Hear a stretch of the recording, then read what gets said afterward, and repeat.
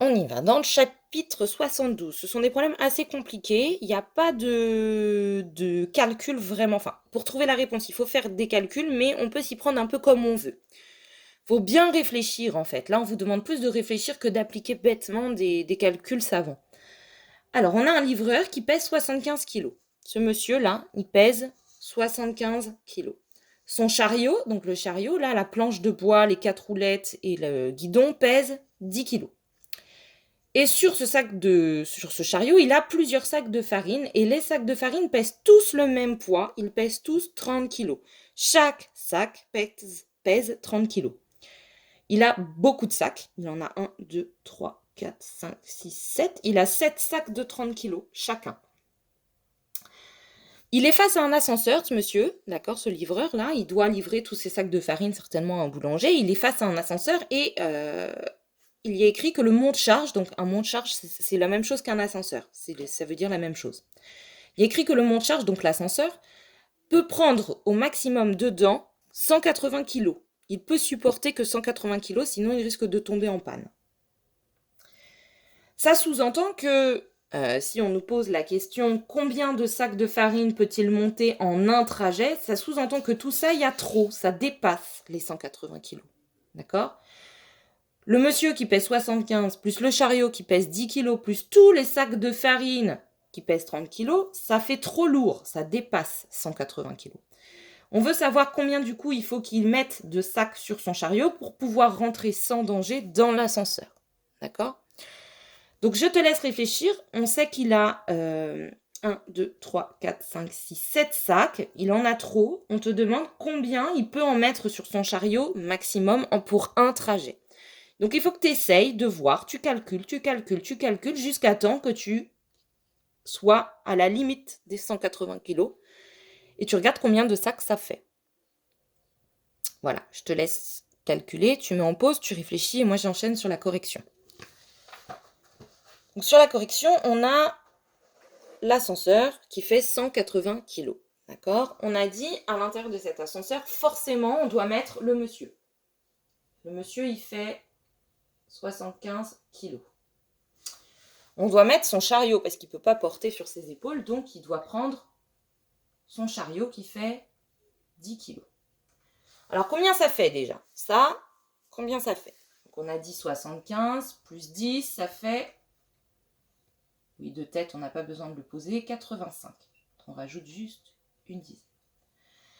Voilà, ça c'est ce qui va monter forcément dans l'ascenseur, c'est le monsieur et le chariot. Et maintenant, on va compter, on va rajouter un sac de farine, encore un sac de farine, encore un sac de farine, et on va voir combien on peut aller pour ne pas dépasser toujours les 180 kg. Donc si on met un sac, ça fait 30 kg. Alors on a dit 85 plus 30.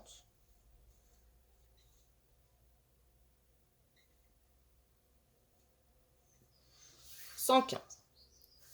Je suis hors cadre. Je rajoute...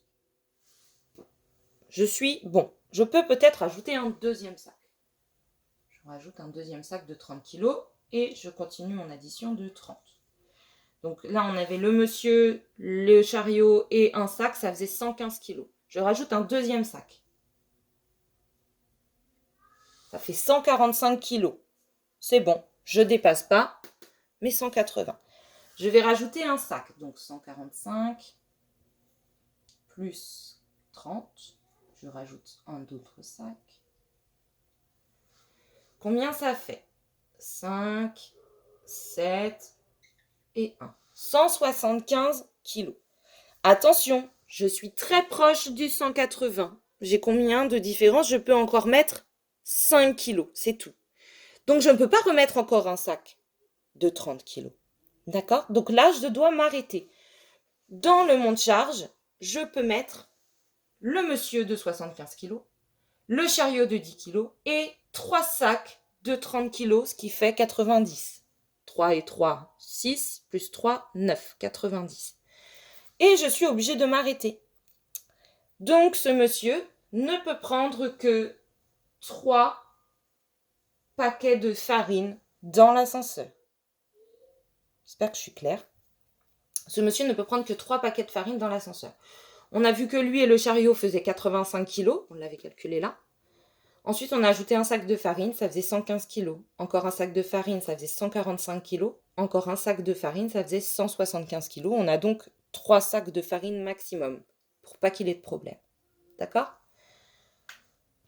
Ça, c'était la première chose qu'on vous demandait. Alors, attendez, j'ai perdu ma page. Voilà. Donc, combien de sacs de farine peut-il monter en un trajet ? Ici, il faut écrire les calculs qu'on a fait là.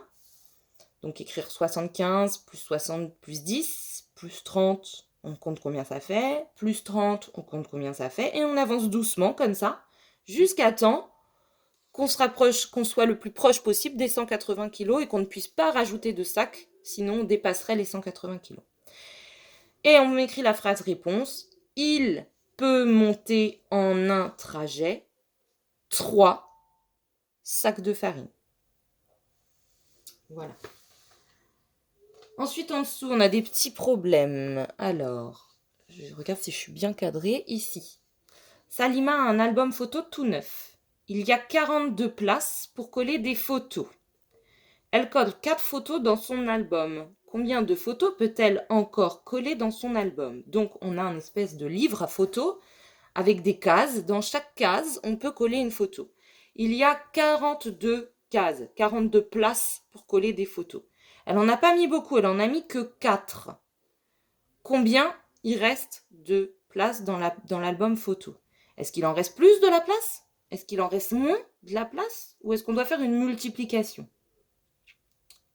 Je te laisse mettre en pause, faire ton calcul, et ensuite moi je corrige tout de suite.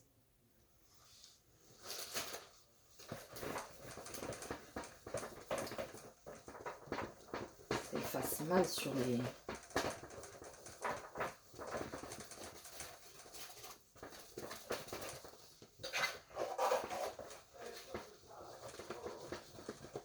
Il faut évidemment faire une soustraction puisqu'on a moins de place. Au départ, on en avait 42. On en a 4 de moins puisqu'elle a mis déjà 4 photos. C'est 4 places de moins qui sont prises. Et après, on pouvait soit calculer de tête, soit poser son opération. 38 places de libre pour placer d'autres photos. Si on posait son opération, 42 moins 4, ça faisait une opération en retenue. Alors normalement ça on fait de tête, hein. On enlève d'abord 2 parce que c'est facile, ça fait 40, et ensuite 40 moins 2, ça fait 38. Si jamais on avait besoin de poser, on n'a pas assez de dizaines, hop, 4 pour aller à 12, 8, et 3 moins rien, 3, et ça faisait 38. Voilà.